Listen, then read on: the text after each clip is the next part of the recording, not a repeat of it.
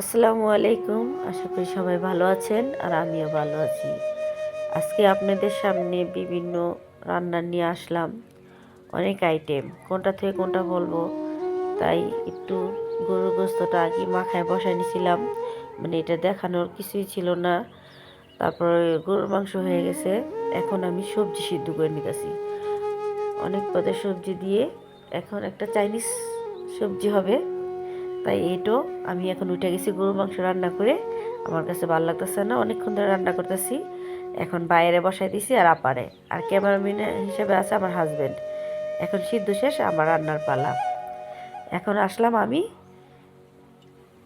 তারপর এখন আমার সবজিটাও রান্না শেষ। এখন আমি মুরগি রান্না করব, মুরগি রোস্ট করব। দেখেন আমি পরিমাণ মতো তেল দিয়ে দিলাম। এখন সবগুলো মুরগি একটা একটা করে ভেজে নিব। আর ছোটোখাটো অনুষ্ঠান হলে সবাই আমার উপরে চাপায় দেয় রান্নার জন্য।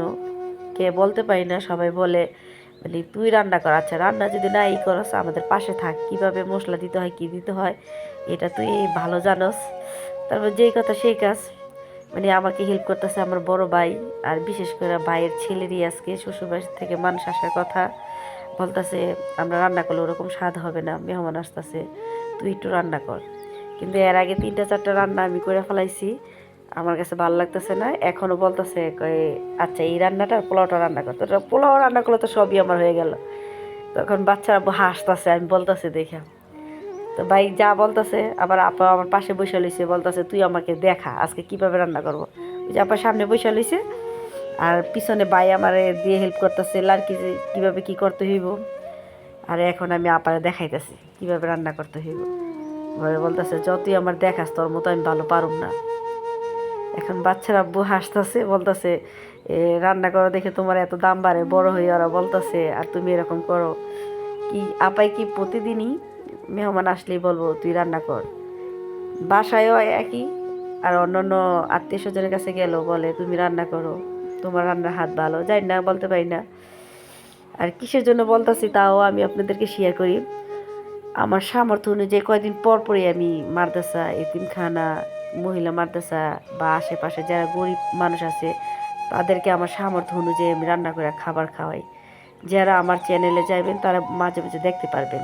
আমি প্রায় 50 জন, 60 জন বা 30 জন, 40 জন এরকম কয়েকজনের রান্না করি। এই যে আগামীকালকেও রান্না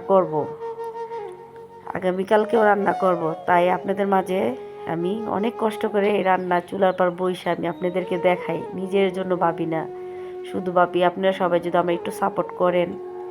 আর দেখেন আমি রান্না করতেছি বসে, ঠিক আছে, যে ভিডিওটা করতেছে ওরও কিন্তু অনেক কষ্ট হইতেছে। সারাক্ষণ ক্যামেরা ধরে রাখতে হয় একদিকে।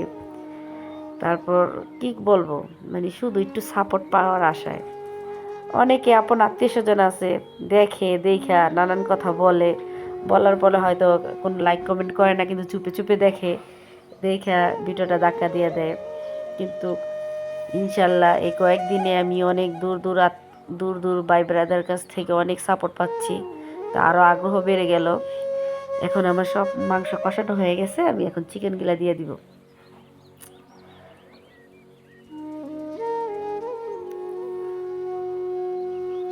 এটা হয়ে গেলে যে পোলাও, অনেক আইটেম আপনাদেরকে দেখাবো কি কি আইটেম রান্না করছি।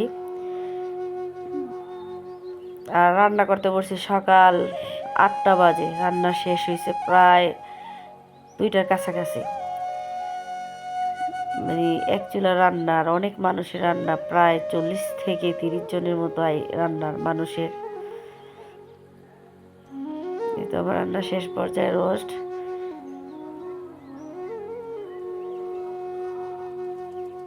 এখন বাইরে দিছি লবণ চারতে, আর বাচ্চার আব্বুরও দিছি, ক্যামেরাম্যান অন্যদিকে ক্যামেরা ধরে রাখছে। এই যে হঠাৎ করে কারেন্ট চলে গেছে। এখন আমি গুঁড়ো দুধ দিয়ে দিলাম রোস্টের মধ্যে। গুঁড়ো দুধ দিয়ে এখন একটু ভালো করে কষাই নিব।